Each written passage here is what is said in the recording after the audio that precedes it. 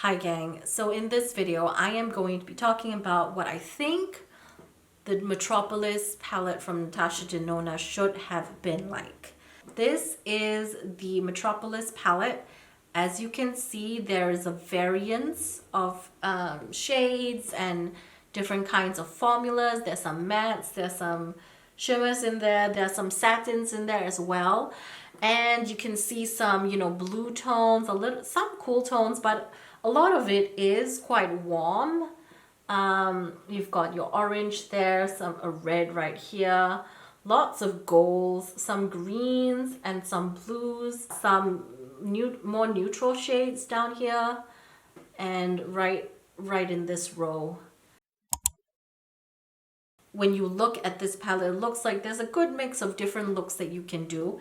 And while that is true, I think that there are a few shades in here that are too similar to each other. Right off the bat, I can say these two shades, it's very marginally different, and on the eye, I don't think I can say that there is enough of a variance to justify them being in the same palette.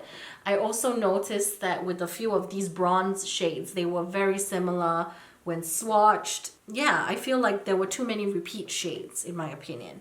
So I wanted to show you this one. This is the NYX Cosmetics Ultimate Utopia palette. This is the big one and it has 40 shades. So compared to Natasha Denona's Metropolis palette, you can definitely tell that this has a lot more shades than this one. 28 shades. It comes in different kind of packaging. There's this plasticky thing here. This one's kind of got this glossy styrofoamy thing going on. I don't know. And this one is also magnetic. This is a magnetic palette. For those of you that did not know that, you can actually pop out the shadows and rearrange them however you like. The base of this palette is magnetic and the pans themselves are made of a metal that is attracted to magnets.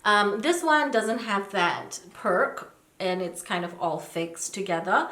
But if you look at this palette, it kind of has the same, I think, concept where you have some cool tones, you have some warm tones, you've got some greens and golds just like the Metropolis palette, you've got some blues, you've got quite a few warm tones in here. And for me, I don't think there are too many repeat shades. The golds in here, they're different enough to kind of justify them being there. The green in here is really popping. There's this kind of minty green up here. There's this kind of aquamarine type of shimmer right here. So there's a lot of different color combinations that you can do. This one and this one up here, they are very similar. Let's see, these two shades are kind of marginally different. Whoopsie daisy. These three shades are kind of similar to me. Obviously it has 40 shades, so there's a little bit more leeway for them to repeat shades.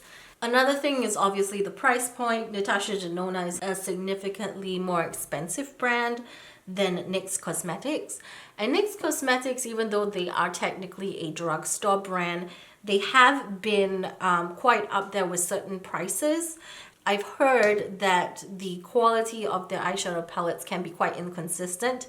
In my opinion, having tried NYX Cosmetics eyeshadows for the first time, I'm impressed with the formula and impressed with the quality of the eyeshadows. I know they have another Ultimate Utopia, but it was kind of a mini-sized one.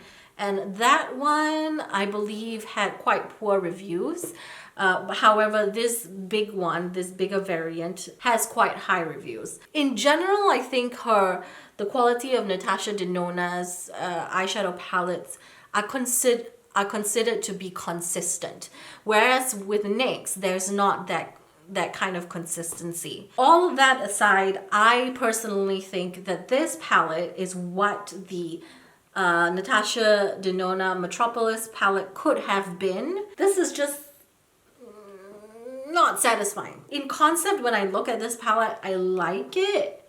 But in practice, when I actually use it on my eyes, I feel that there are too many repeat shades and I don't like some of the formulas, and that's down to me, I think. This is what they call their creamy powder formula. This shade, this shade, this shade. I really don't like the formulas of this one as well. I feel like it gives me a stain, and I don't like that. Not a stain after the fact, kind of, it applies like a stain. Depending on what kind of collection you have, I would say that some of these shades are pretty unique. For instance, this kind of minty shimmer shade here, this really outstanding lime green down here is very beautiful. This kind of aquamarine type of shade, this purple is really nice. This one kind of has a little bit of a duochrome shift to it. I think this kind of light lavender purple is less commonly seen. This shade right here, it looks black, but it's actually a really, really nice dark green. If you liked the Anastasia Beverly Hills Subculture Palette's color story, you probably could get the entire color story in this palette as well. I do see this one right here, which I think would have been one of the shades in the Subculture palette. This mustard shade here, this reddish brown shade right here, this dark green, this kind of deep teal, this kind of deep purple, and some really nice iridescent shades up here, the very light mint green, this shimmer shade. I think I'm just gonna do a quick look with the NYX Ultimate Utopia palette, just for the video, just for fun.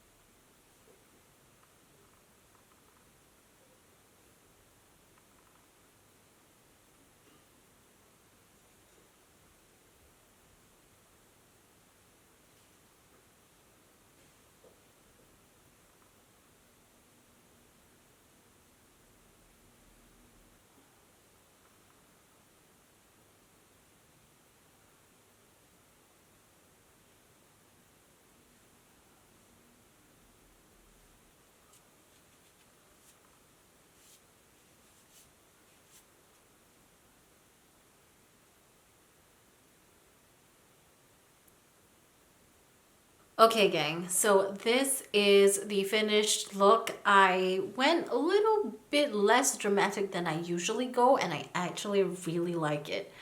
I don't have false lashes on today, and with the base I kind of went very minimal. I just used powders instead of cream foundation and stuff like that. So for the lips, I went with the shade Chocolate Pudding from NEVE Cosmetics. Yeah, I don't know what range this is from, but it is just a regular bullet lipstick, and actually this is a very flattering shade. I think it matches the eyes very, very well. I have used this palette a few times, and each time I have been quite impressed with the looks that I come up with. The mattes are very nice and pigmented and blendable and buildable. The shimmer shades, I went with a little bit more of a softer wash of color this time round, but if you spray your brush with a setting spray and then go in with the shimmers, they do really, really pack a punch. They last well on the eye, they're really nice, and I really, really like the color story of this entire palette. I think there's a lot to play with. I would definitely recommend this. I really do enjoy this palette. I'm not sure about the mini one. I haven't tried it for myself. I know Emmy has done a look with the Ultimate Utopia mini palette. I'll link her channel down below if you want to check her out. From what I understood from the video, she likes that palette. Then again, she is of a fairer skin tone. Maybe on deeper skin tones, it wouldn't translate as well. I don't have a particularly deep skin tone either. I have kind of fair to light skin. This palette fared well for me. Also, I think I might have to get rid of the Metropolis palette. There are some shades in here that are really nice and I do enjoy, but I have these shades in my collection of single eyeshadows, and like I said, I really wanted to like these dark shades. I love my dark shades. I just don't like the formulas of these three. I was initially very excited when I got this, but then when I did the 4 looks 1 palette, I just noticed there were so many similar shades and I just wasn't as impressed as I wanted to be. So yeah, I hope you enjoyed. That's it from me, and ciao for now.